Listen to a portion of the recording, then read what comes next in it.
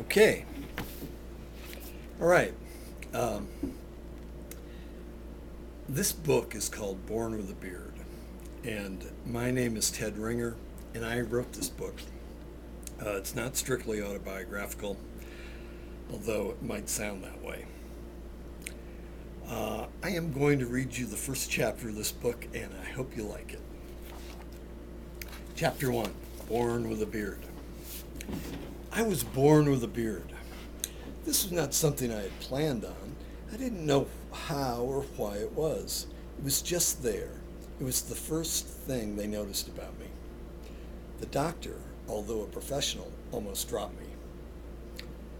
The nurses stared, and behind their face masks, their jaws dropped open.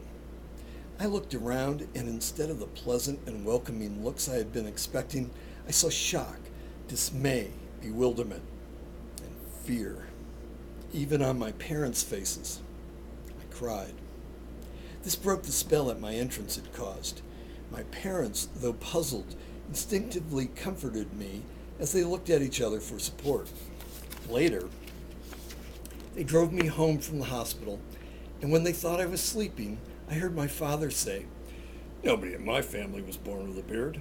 Heck, I didn't even shave until I was 19. As he finished saying this, he took his eyes off the road and looked pointedly at my mother. She responded, "Well, no one in my family was like that. We were all girls." My father was a businessman, and he wasn't about to accept that. He said, "What about your mother's mustache?"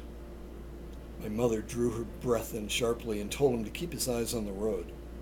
My father had a sense of humor, but sometimes he didn't get far with it. When we got home, they propped me up in a chair and took a good look at me. I was looking at them too. Dad had a serious expression on his face, like he had just eaten something he regretted. He was what I took to be tall, with just a hint of trouble around the middle. This he hid fairly well with a cardigan sweater. His hair was dark with streaks of white, and unlike his son, he was clean shaven. His hands were folded as if in prayer in front of his face. For all I knew, he was praying. I liked him. I liked the way Mom looked, too. She had a wonderful kind of glow to her. Her hair was the color of my beard, but with tiny, elegant streaks of gray through it. She looked sophisticated in her cotton suit, but as she looked at me, she couldn't keep herself from giggling and making little hiccuping noises. I responded with noises of my own, which she found charming. She said to my father, "You see, he's just like a real baby." To me, she said, "Goo goo goo." I could have done without the goo goo goo, but that's how she was.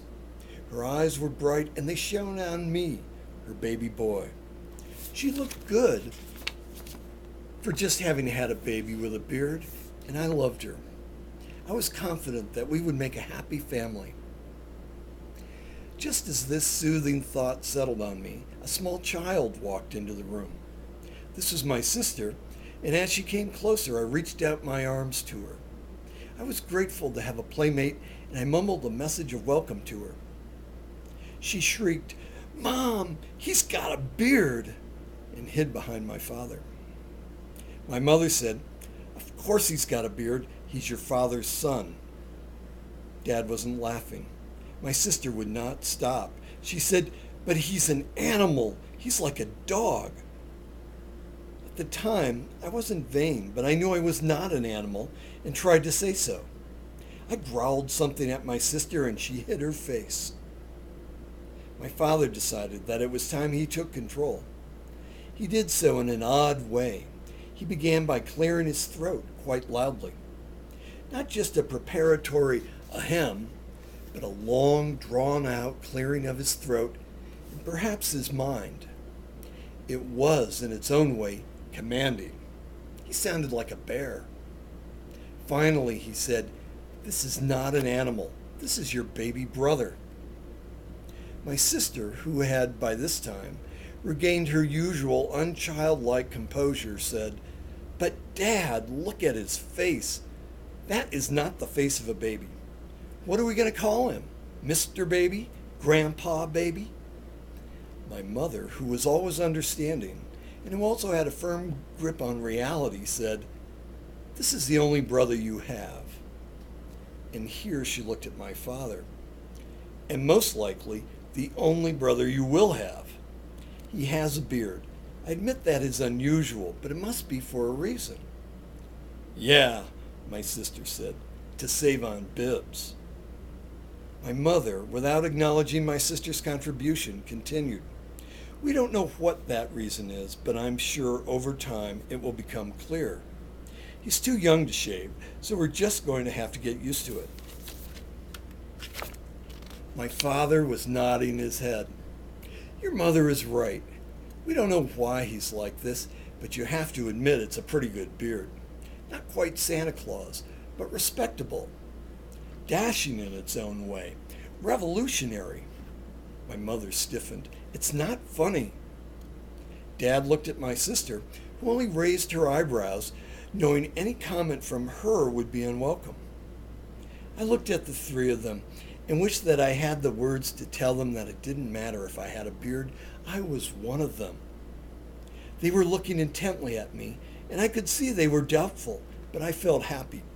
I was home and with my family, and somehow it would all work out. At least they had no intention of returning me to the hospital. Just then, my sister suggested, "Maybe we could take him back."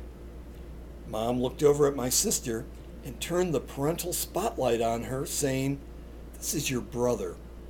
He's small now, but someday he will be bigger than you. You might find it wise to be nice to him.